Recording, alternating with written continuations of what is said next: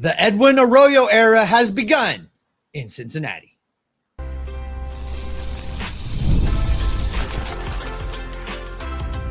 You are Locked On Reds, your daily Cincinnati Reds podcast, part of the Locked On Podcast Network, your team every day.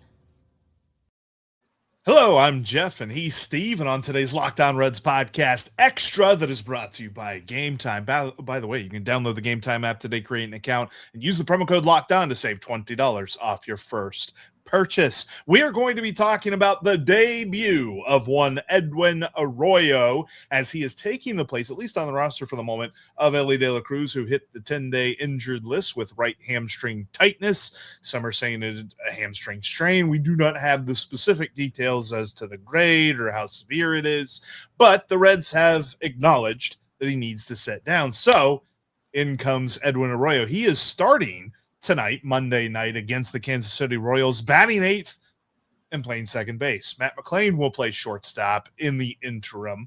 And Steve, I am very excited to see Edwin Arroyo get his debut because he has played so well at the AAA level this season. And we had questions of him coming into the year of, can he hit for power? What's that look like? What other positions can he play? I feel like he's answered all of the questions, and now it's just time to see him go at the major league level. Yeah, he's checked all the boxes down in Louisville. I don't really think there's anything more for him to prove at AAA. It's time to see how all that translates to the big league level. And listen, the first thing I'm excited about is with this team and the current state of things, when you see a headline that says the Reds are bringing Arroyo to town, you almost had to wonder for a second if it was Bronson or Edwin, just the way things have gone lately. So I'm glad that it's the right Arroyo, first of all. But Edwin Arroyo in this lineup tonight, playing second base, which is interesting. You know, this moves Matt McLain over to shortstop. And, you know, Matt McLain, who has struggled mightily over the last couple of seasons. You know, there was a time he looked me in the eyes, Jeff, and said, I'm a shortstop.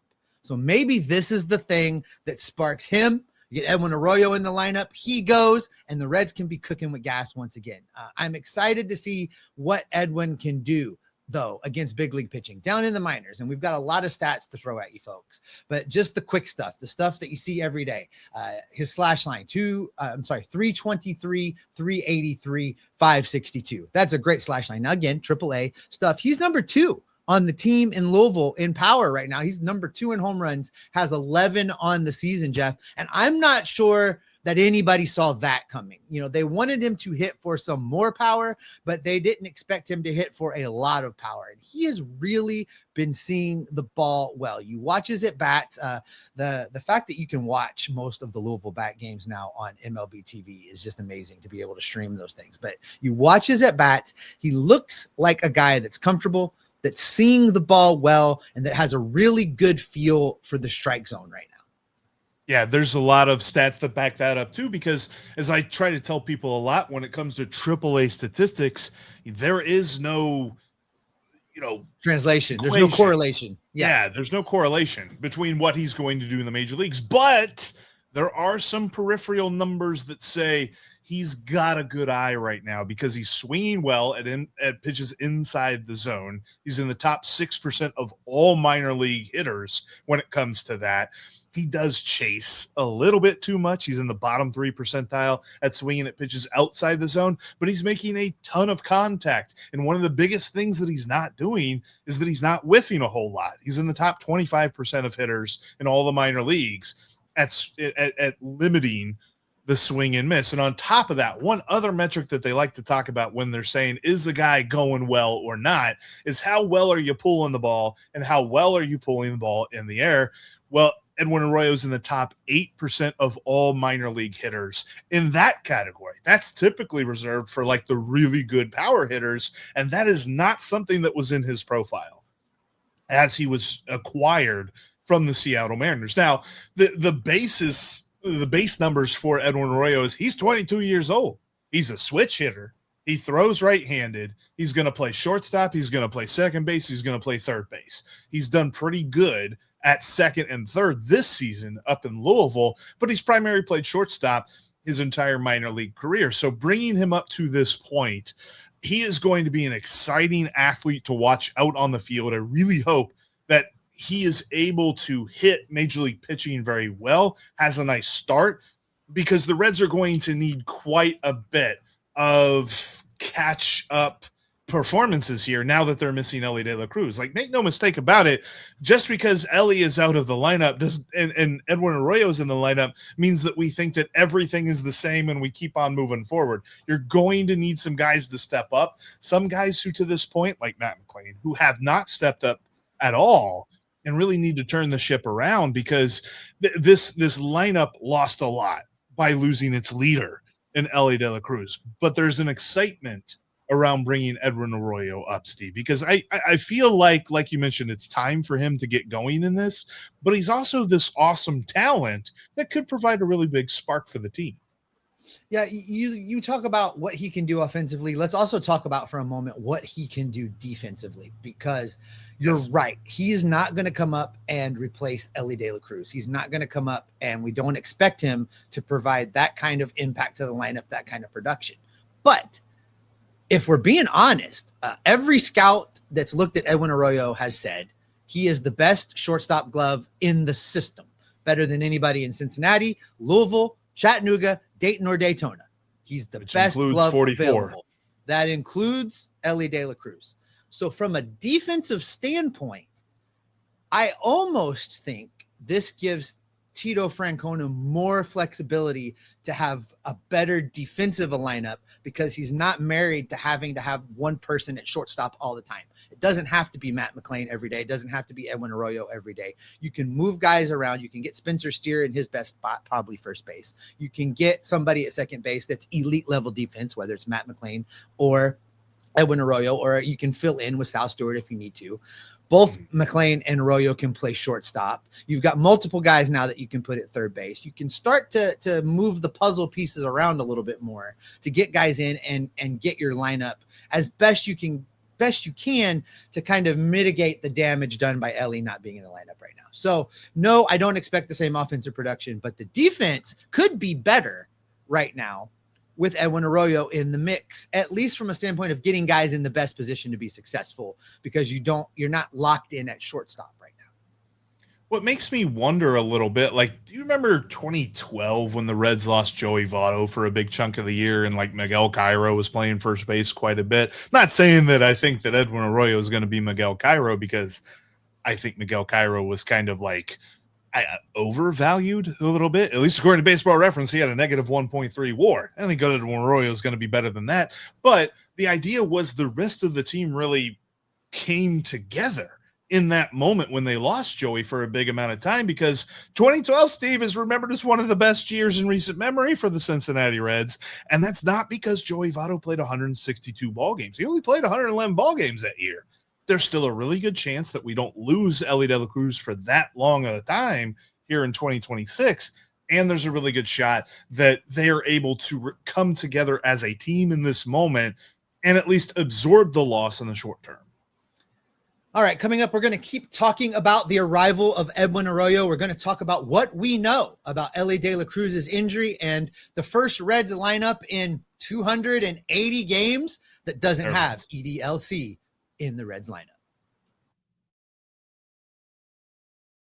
The next time that you are heading down to the ballpark, Game Time should be the way that you get in the gates, because Game Time is the best way to go to any game, whether you're talking about Reds or FC Cincinnati, maybe you're looking ahead to the Bengals season, or whatever it is that you're doing, Game Time has you covered. And as far as Red season goes, pretty much every game I go to, I use Game Time, because all you have to do, you go down to the banks, you hang out for a bit, you wait till you get closer to first pitch, boom, you check out the tickets and the deals that you can get over on Game Time, because they've got different zone deals, they've got last minute deals, they've got last call deals, all these great deals to help you get into the ballpark and watch your favorite team. Plus, if you're on the road, they help you see your view from your seat at an unfamiliar place. The easiest way to buy tickets to your next event. Check out the Game Time app today. Download it, create an account, and use the promo code Locked On to get $20 off your first purchase. Again, download the Game Time app today, create an account, and the promo code, that's LOCKEDON, is going to get you $20 off your first purchase. Download the Game Time app today.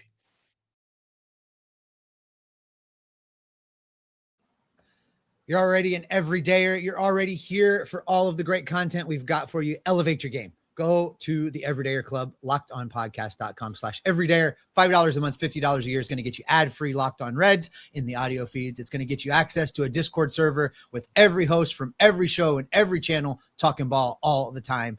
And I think it gets you a couple of little extra perks as well. Follow the link down in the show description to get started today. All right, Jeff, speaking of getting started today, let's hope Edwin Arroyo goes and gets started today. He's in the starting lineup.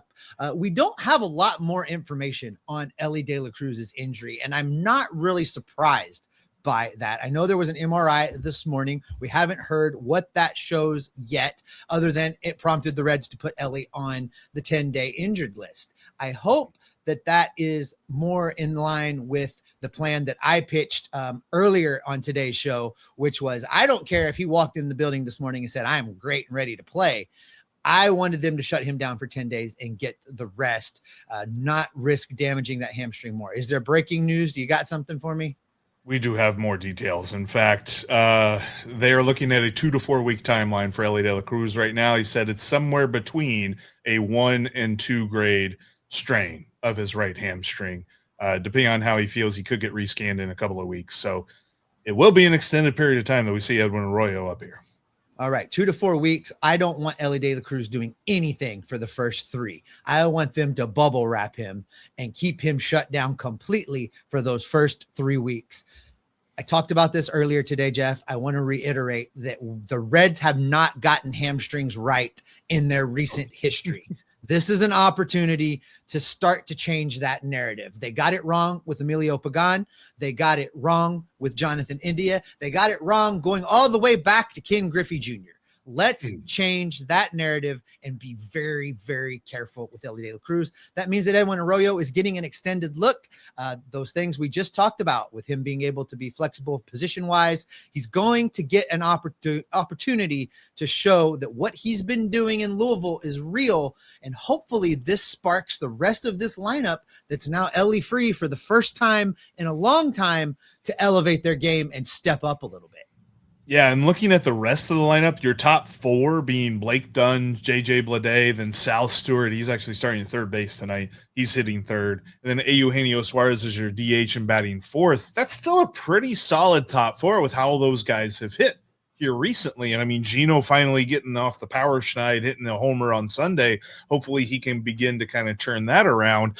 And I also know too, Steve, like I made the point of 2012 and there was a little voice in behind, like in my brain, just like, yo, they were really good at pitching in 2012 and they're not really good at pitching right now. And Chase Burns having an illness, he's not going to pitch Monday night. He will pitch Wednesday, according to new updates. And so they have a bullpen game tonight that begins with Ian Richardson. It's going to be a bit of a mess there. So again, more pressure on the lineup to go and do its thing. They're going to have to provide a lot of run support for whoever is on the mound for the Cincinnati Reds on Monday night. But I like what they have, at least as this plan C, let's call it, of a lineup. Like I feel like they're starting to get some guys going here. And Edwin Arroyo being put down in the bottom third of the order, I think is a perfect spot for him to get that comfortability at the major league level. And then if he does start to go, you can move him up in the order. I didn't want to see him in the top third or top half of the lineup, if I'm being honest. And I think that was the right call. Yeah. Keep the pressure light, right? Like let's right. Ease into this thing just a little bit. You know, I know it worked with Sal Stewart and doing some crazy stuff that the Reds haven't done in a long time, but let's not get greedy. Let's do things that make sense.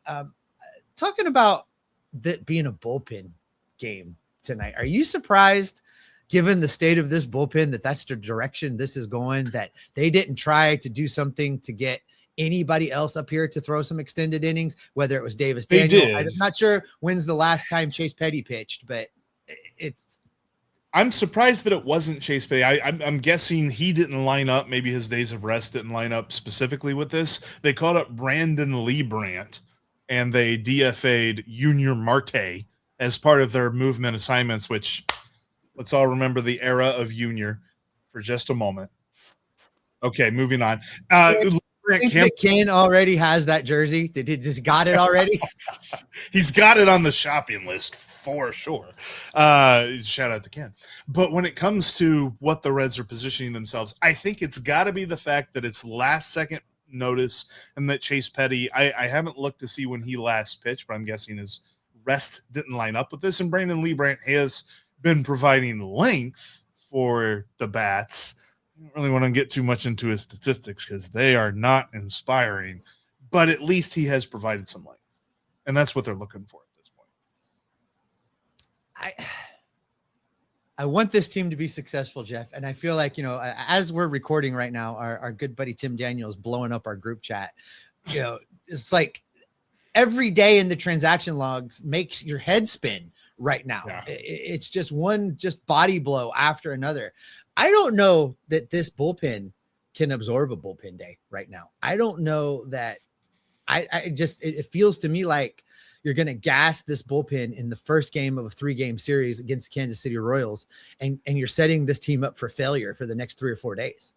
This is mostly one of the reasons we wanted to do this show is mostly to look forward to the Edwin Arroyo era and give updates that we see on Elly De La Cruz. But in the finite, just for a moment, looking at Monday night's game, they're going to have to win it 10-9 or 10-8 or something like that. Like this is not going to be a pretty game. Like fans in true locked on fashion, a 1-0 barn burner is about to come. I hope Ryan Richardson throws like a complete game. Like I mentioned on the Daily Show on Monday, like every starter gets to throw 9 innings now because the bullpen just, but no, I don't feel good about what this game could be, especially facing Bobby Witt Jr. and a couple of guys in that lineup that are coming in here from Kansas City. Look, Kansas City's not had the best of years. They definitely have some talent that if your pitching ain't on par with what it should be, they can hit you, especially at Great American Ballpark. So hopefully the lineup can play keep up with this one because it's not going to be a game. I would be shocked if they hit the under, whatever our friends over at FanDuel have it set at. Whatever it is, just take the over. Whatever it is. 10.5, I think you take the over. Take the over. All right, folks, that's going to do it for this bonus edition of Locked On Reds. We will be back in your feeds tomorrow morning. Tim Daniel coming your way after the game tonight, talking about Edwin Arroyo's debut in Cincinnati, wearing number 2, playing second base, batting number 8. We are going to have you covered with all of the news, the notes, the rumors, the reports, the information. We're going to keep you locked on Reds every single day. You think it's okay if I request thoughts and prayers for Reds content creators at this time? Oh, man, it's about to get ugly in the comment section, at least. Ooh.